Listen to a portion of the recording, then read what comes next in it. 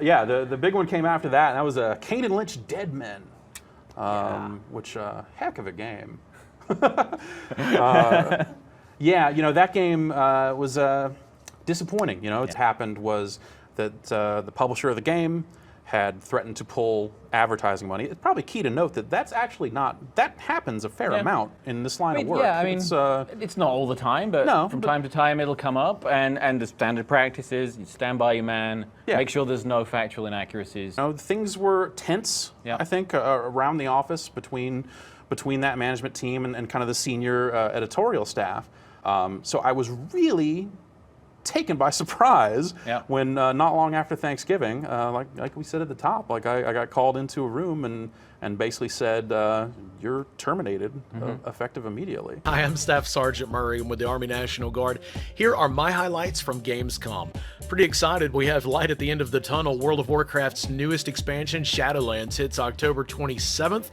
Got the goosebumps for the animated short Afterlives during Gamescom. Did you see Uther and Arthas? It's not vengeance, it's justice. Like, I got pretty pumped up over that. I've just got to figure out if I'll be trash on my rogue or trash on my hunter for Shadowlands. Delivering a very special PR package to my street right now. I have no idea what it's gonna be. I do know that I think about like 10 people are actually getting this package. I do have a feeling that they're going to be in some kind of crazy cyberpunk mobile and I don't know, probably have costumes on, so I'll keep you posted. Oh my god, they just rolled up. There it is, cyberpunk mobile. Oh my gosh, look at all that swag. So on this channel, I've spoke a lot about video games. I've spoke a lot about capitalism. I've also spoke a lot about capitalism and video games, but today I wanted to talk about a bit of a taboo topic because it's got a bit of a bad name, and that is ethics in games journalism. Now, this is infamous, if you guys don't know, because it was a motto of GamerGaters from about, 2013 to, I don't even know when GamerGate ended, essentially, maybe 2016. Now, GamerGate was a pretty broad movement, mostly skewing to the right, and it was a bit of a mess. While some people who were involved did talk about some ethics in games journalism, mainly Jeff Gerstmann being fired from GameSpot for his Kane and Lynch review, mostly it was an anti-left movement all about harassing female game developers and female game journalists. It was talking about cultural Marxism. It was talking about leftist infiltration of games media and game development. It was broadly a massive cesspool egged on by 4chan, and you had the awful things with Zoe Quinn and her ex-boyfriend fueling all these flames. So yeah, it was a total mess.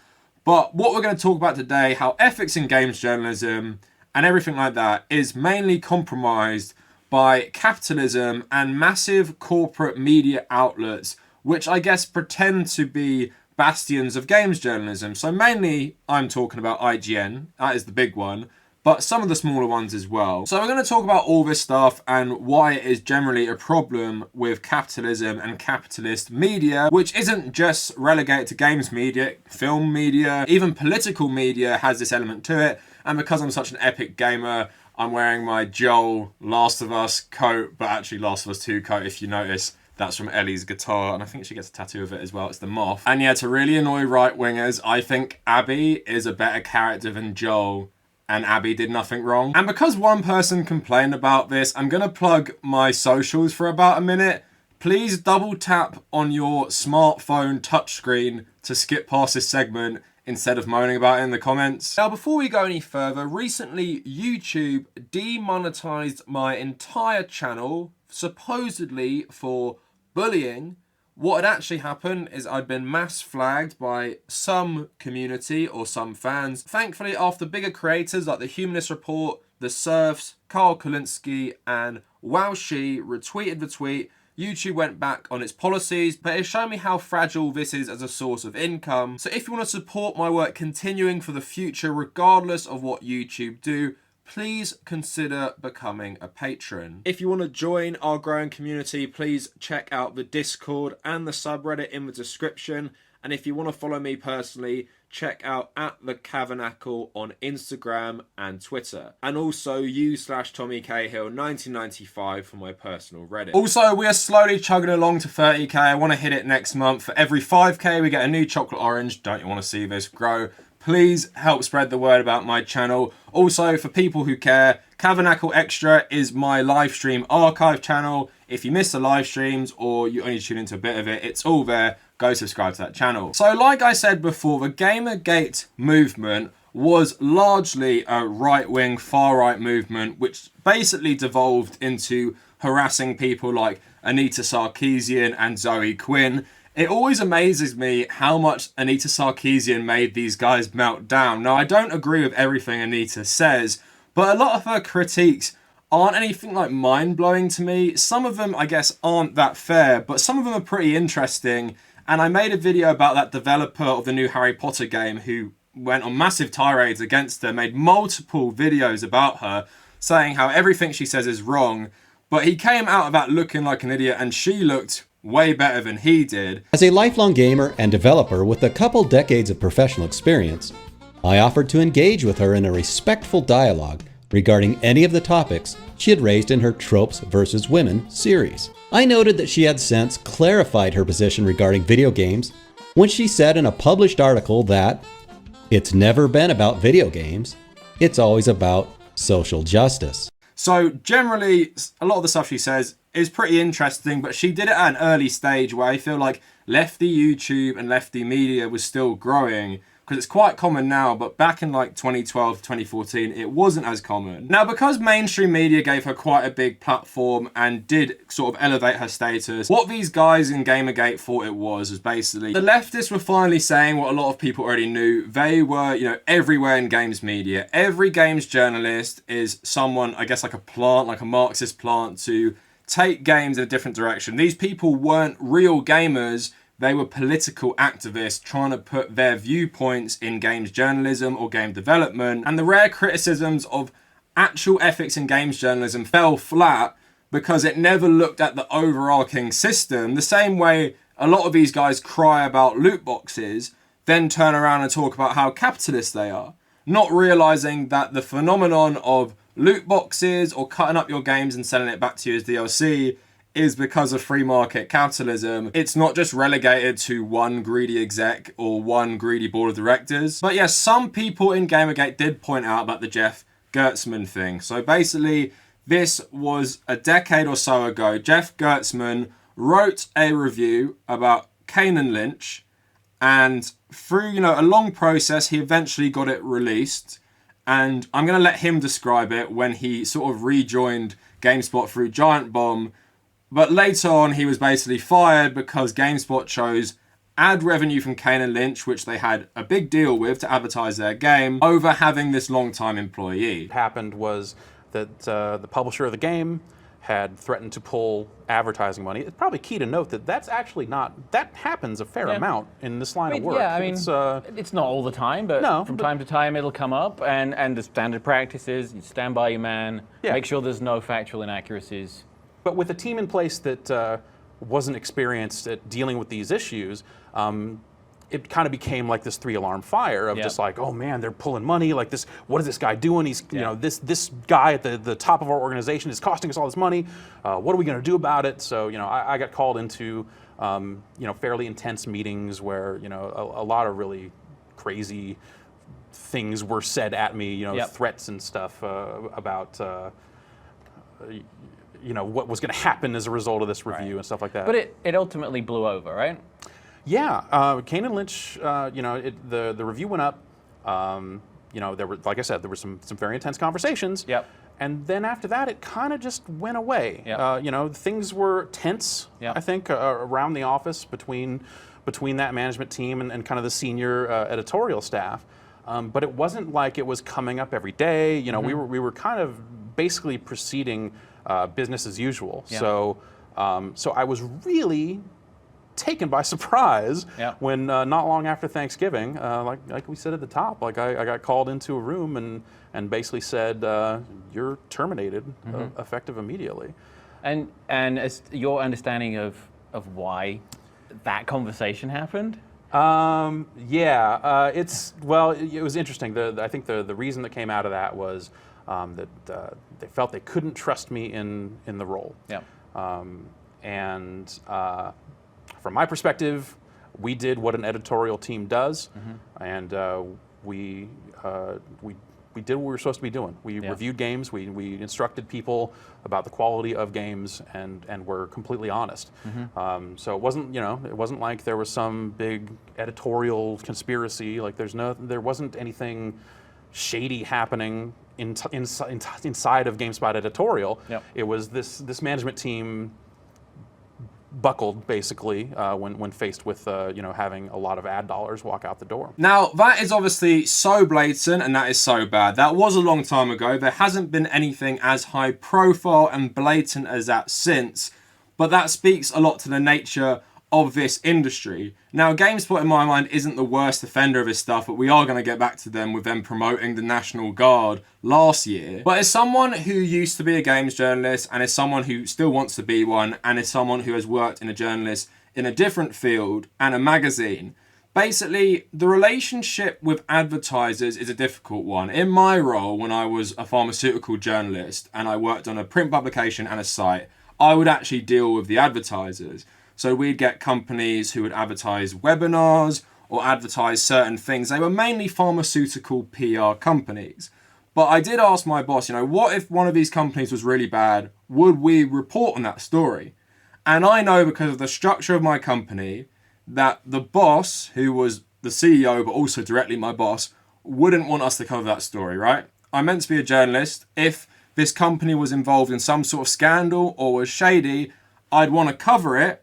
But I know in that situation, I wouldn't be allowed to cover it because of her business interests. Again, I'm making a rubbish salary. None of these profits trickle down to me. It's because of my CEO, my boss's direct interest. So I've been in that situation. That's a bit unorthodox though. If you work at a big company like IGN or GameSpot, if you're a journalist there, you are not dealing with advertisers. But I think the Jeff Gerstmann stuff does highlight that this stuff is really linked. So GameSpot at the time had massive advertisements of Kane and Lynch, and then if you go on their website, then you have a really bad review for the game, right?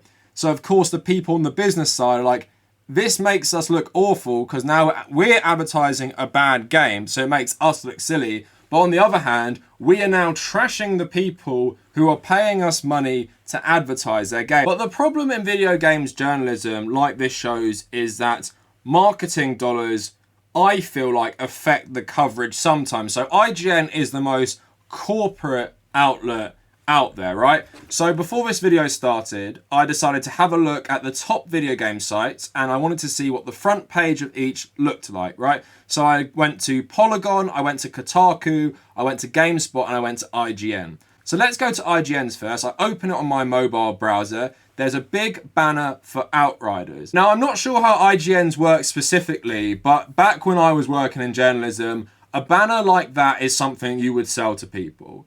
Now, it could be something like Google Ads, but I think something like Outriders is too kind of niche to just be up there all the time. Now, if you reload the page, it often changes what ad is on that, so it might lead you to believe that this is just random ads. But how the system used to work that I used is that you'd have a rotating banner. So we would sell like 5 advertisements, and then every time someone clicked on the site, they would probably have a different advertisement because it was a rotating banner. If you reloaded it, you'd get a different advertisement. And I feel IGN uses a similar system here because when I first went onto it, I get an advert for Outriders at the top, and then I get another massive advert for Outriders in the middle. But if I reload it, I get another advert to do with PC Mag, which is another company owned by IGN. So again, I feel like these are purposely curated advertisements. I don't just think it's a random thing that lets random advertisers use your thing for their adverts, like a YouTube video, for example. Like, I don't choose what ads run on my videos.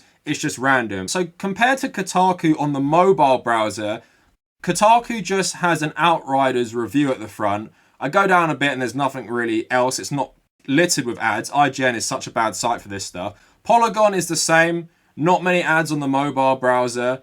And then GameSpot also isn't that bad itself for this stuff. But again, we'll get back to GameSpot. But yeah, IGN essentially is a massive outlet for advertisers. It essentially does games PR as one of the biggest outlets for all things media. Now, the ironic thing about GamerGate is that Kotaku and Polygon were way more of a focus because they're seen as these, you know, leftist outlets promoting an agenda, but they seem way better for keeping adverts to a minimum and a bit separate, at least on the mobile browser, where IGN just shoves adverts in your face non-stop. Now, IGN has been criticized a lot for giving like high scores or like sort of average scores for games that don't really deserve it. On IGN, you're not going to find too many mainstream games getting below a 7. You might get some that get a 5. It'd be a massive shock if any big release got like a 3 or something. Now, the big one I want to point out at the moment is Cyberpunk, right? So like I've just showed you with the Outriders stuff, if you went on IGN leading up to the release of Cyberpunk, not only would you get massive banners for Cyberpunk, you'd also get stuff like trailers for Cyberpunk before IGN videos. Again, I'm speculating here, but I believe these are paid for by CD Projekt Red. It's not just like a YouTube video.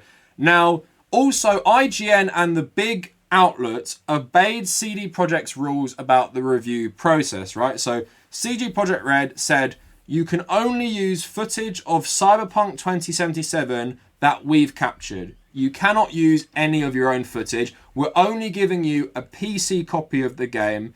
Go ahead and review it, right? Now, IGN gives this game a 9 out of 10. So now what you have is a massive site like IGN promoting this game. It's just giving it a 9 out of 10. And it's abided by CD Projekt Red's stringent review guide, which is completely unethical on their part. You know, if they're a real bastion of games journalism, they would turn around and say to CD Projekt Red, we're not reviewing the game like this. How can I review a game and you're not even going to let me show the public our own footage that we've captured? How are you going to do that? How are you not going to provide us with copies of the console version, which is coming out on the same day? We should have said we're going to wait until the game comes out and then we're going to review it after embargo drops. And we're going to give people an honest review of the PC, PS4 game, and you know how it runs on the PS5. IGN didn't do that. Now, tinfoil hat on, why would IGN not do that? Of course, they want to be first out with their review, which plays into the capitalist angle. They want them clicks. They want the clicks on the site. They want the clicks on the YouTube video. They want to be first. As one of the biggest outlets, they feel like they've got to be first. And that is going to generate them a ton of revenue. But the seedier side of that is that they obviously have a big marketing deal with CD Projekt Red.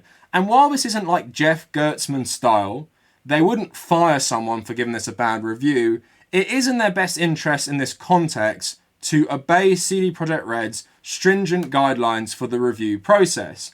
Because are you really going to tell the company that is giving you a ton of money to advertise their game, you're not going to review it because they said you can't use your own footage and you're only allowed to use the PC version? But as one of the biggest companies in the games journalism space, you want some integrity, don't you? But again, capitalism, this for-profit system where a massive company owns IGN as just one of its outlets, along with PC Mag, it wants as much money as possible because it wants to make as much profit as possible for its board of directors. And that's the bottom line with IGN. Wants to be first with the review, wants to be first with the YouTube video, doesn't want to go against CD Projekt Red, who have massive marketing deals with them, and there your ethics go out the window. And how many people would have said to their friends, look, IGN, 9 out of 10. They gave the PC version 9 out of 10. The PS4 version, 9 out of 10 as well, surely. Why would it be so much worse? So IGN in this instance not only had a marketing deal with CD Projekt Red to advertise the game, they also did its own propaganda and marketing for it by giving this game a 9 out of 10, followed the stringent policies, and helped con a lot of people into buying this game when it was completely broken on last-gen consoles. If IGN as a company had ethics, they wouldn't have agreed to this stuff with CD Projekt Red. And like I said, the marketing thing is whatever. I don't think any people who want to be objective in games journalism should be accepting these deals. But to then also turn around and be like, yep, CD Projekt Red, we'll review this game based on how you tell us to do it, and we'll release it nice and early. to really bump up your pre-orders, get loads of people buying this game, only to realise later it's completely broken. So this for-profit system we live in is bad for journalism in general. This isn't relegated to IGN. Now, GameSpot had a similar problem, but at least the reviewer gave the game 7 out of 10. But this was still agreeing to the guidelines set out by CD Projekt Red. Now, there's a video I just clipped from their story just before the game came out of CD Projekt Red sending GameSpot, one of only 10 people they sent it to, a fancy PR bundle. To my street right now. I have no idea what it's gonna be. I do know that I think about like 10 people are actually getting this package. I do have a feeling that they're going to be in some kind of crazy cyberpunk mobile and I don't know, probably have costumes on, so I'll keep you posted. Oh my god, they just rolled up. There it is, cyberpunk mobile. Oh my gosh, look at all that swag. Hell yeah. Cyberpunk 2077 unboxing in under 30 seconds. A heartfelt message on the back and, of course, game code and DoorDash gift card. Gamer Gum! Equipped with all of your vitamins and green tea extract. Cyberpunk 2077 Rockstar drinks. Keep them nice and chilly in your drink holder. Don't forget the tote bag. Complete with stickers, lanyards, and pin. Cyberpunk Twitter shirt. And of course, the grand finale is an enormous Cyberpunk 2077 poster. So although Cyberpunk wasn't plastered all over GameSpot as much as IGN, they still had, this marketing stuff with them. They still did PR for them essentially. As a news site, as a journalism site, you shouldn't really be doing this. Talking about how awesome, the Cyberpunk swag was, getting all these nice things. Aren't this company so cool? They're sending us gifts. Even the little gifts thing, I think if you're an objective journalist or a journalistic outlet, you shouldn't really be accepting gifts from these companies. And then, of course, it came out later that the crunch was awful at CD Projekt Red. And what makes it really weird is that IGN and GameSpot do run articles on this stuff. Especially IGN. It runs articles on the crunch a bit later, not as in-depth as other sites like Kotaku or now Bloomberg with Jason Schreier. But then it makes it even weirder that they're saying, therefore the gamer, therefore the people, let me do this, groundbreaking news article about crunch.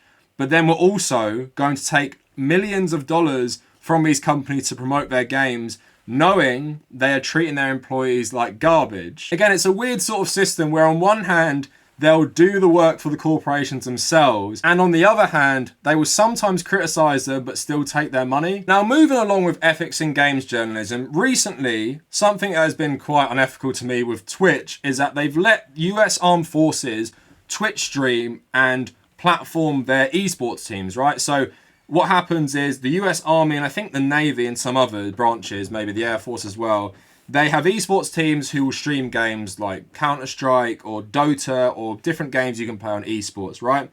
And they've been getting memed to death, but they have been trying to advertise in a lot of places. So GameSpot allowed someone in the National Guard to do an advertising video on their Twitter. I don't know if it was on their site. I don't know if it was on their YouTube. I suspect it was. Now, I covered it in another video where I talked about the whole drama. I also talked about Angry Joe's reaction to it and criticized him for it, which he responded to me for.